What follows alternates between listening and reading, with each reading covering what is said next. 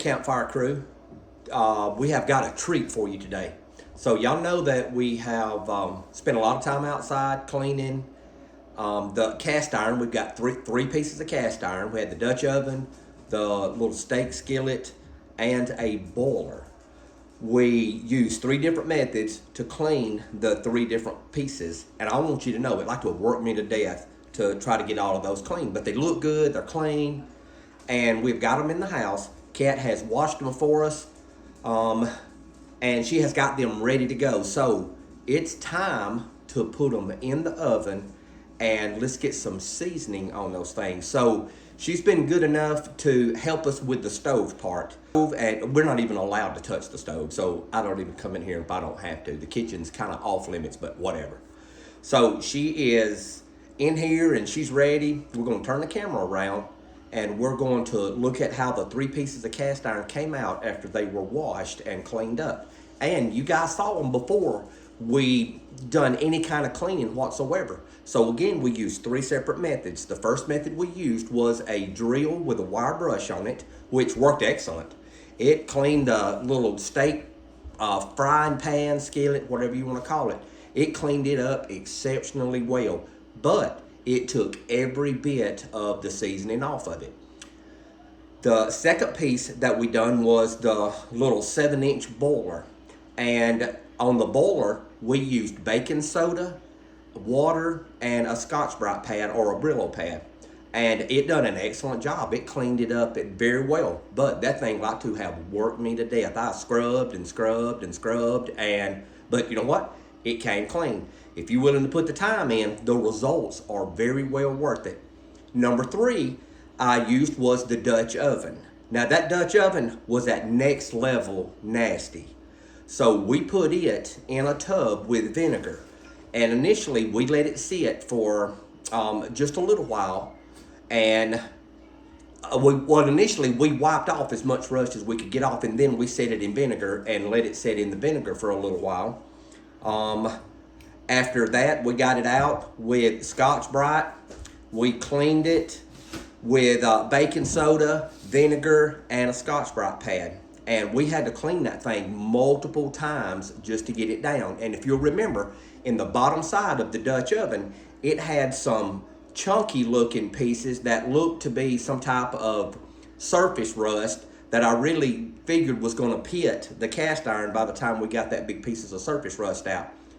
So, but we got it. We used a wire brush. So at the end of the day, I still had to use a drill with a wire brush just to get the Dutch oven clean enough that we would even remotely consider eating out of the thing. With that being said, it's clean enough. So we've got it to where we want to be, and I want to show you all three pieces, and we're going to turn the stove over to Kat and let her show us what she's going to do to get these things seasoned. Okay, so here's all three pieces. Here's the boiler and how the boiler turned out. It turned out very well for all the rust that was in that thing. You saw that this thing had a cake of rust in the bottom, and it turned out real well. You can kind of see some stain on it, but the stain is where we took the coating off of it. The little frying pan, that thing is immaculate. It's a Lodge frying pan, and it is it's clean. We got the rust off, we stripped it down, but it come down to the bare metal.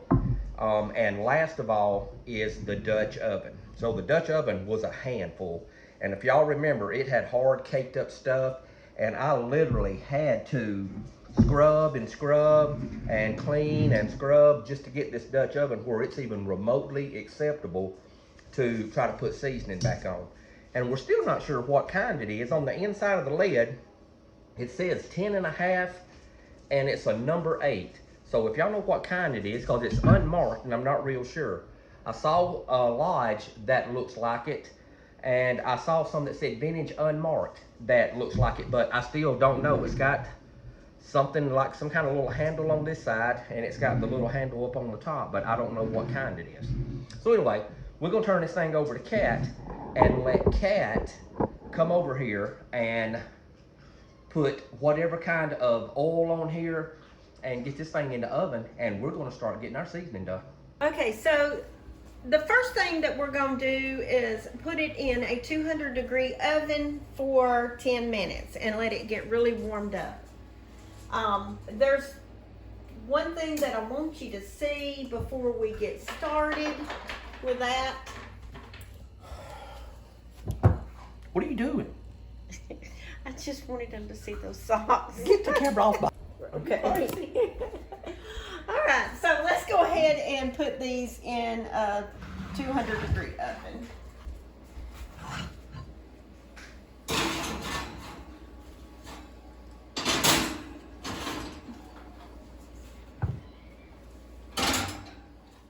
$200-degree oven. Got oven liners down there to keep gunk from getting in the oven and messing it up. I see where I'll have a little spot to clean right there, but that's okay. It's not like all over the oven. So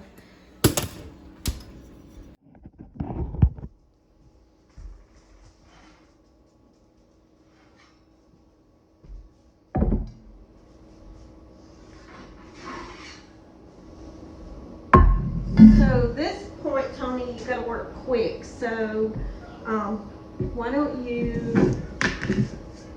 Are you going to season this? I'll season it and you wipe it off. Let's do it that way because there's so many pieces here. You see, I'm just putting the seasoning back on there. Woo. I need one of those gloves. Yeah, you do. Here.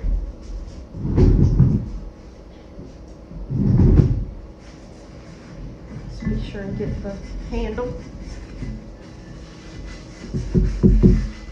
Okay, there's that one. Ready?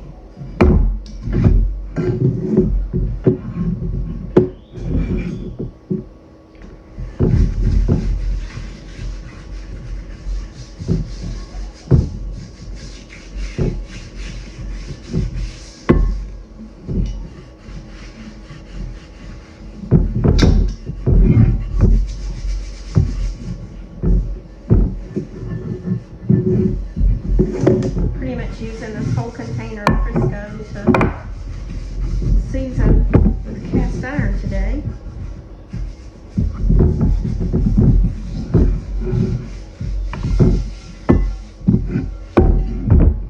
Don't worry about getting oil on the butcher block because I'm oiling it anyway today. Okay, that one's ready. You just get it back up on the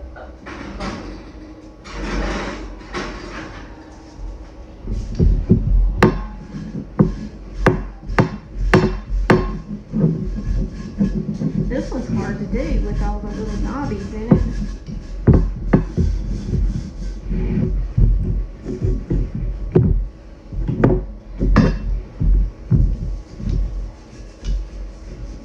The big ones will have to go on the top shelf.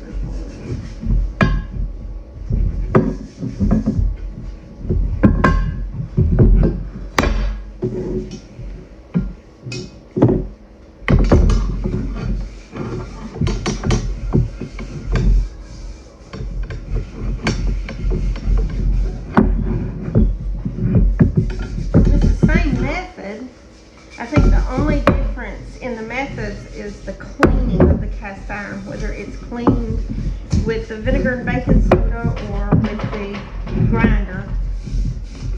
I think just the cleaning is what is the difference.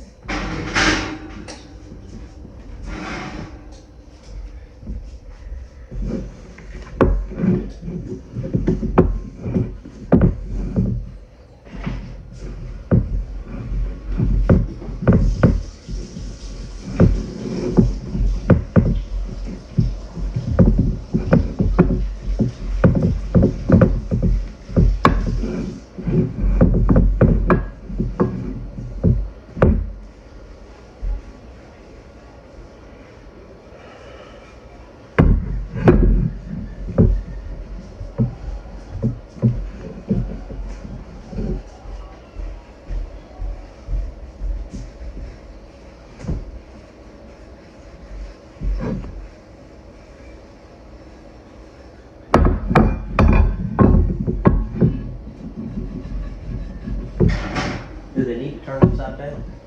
Yeah. So let it run out.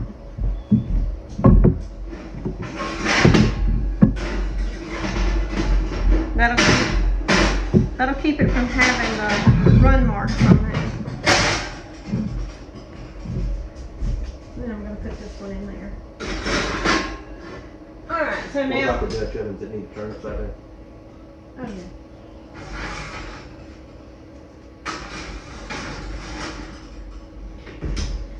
Alright, so now we're going to go to 300 degrees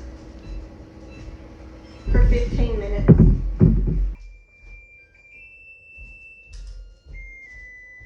Okay, timer's going off. It's been 15.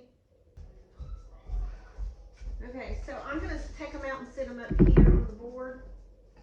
And the only thing that you have to do on this cycle is to wipe them down and get all the excess off. If there's anything bubbling up. Ooh, they hot this time. Yeah, like this one has some excess on it. Once you get it wiped off, I'll stick it back in.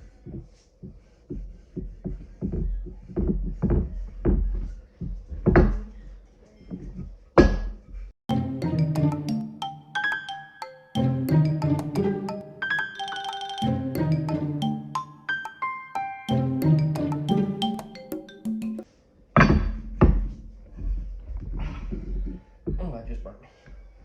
You got burnt? That's how you say it in Southern. You got burnt? It's Southern for, did you get burned? Alright. Oh, alright, that one goes back in. This one goes back in. Now it goes back in a 375 degree oven for 3 hours. Oh, How many times are you gonna get burned? I need another glove.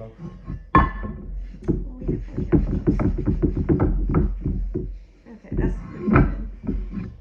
Okay. Alright. 375 now. Let's set the timer for 3 hours.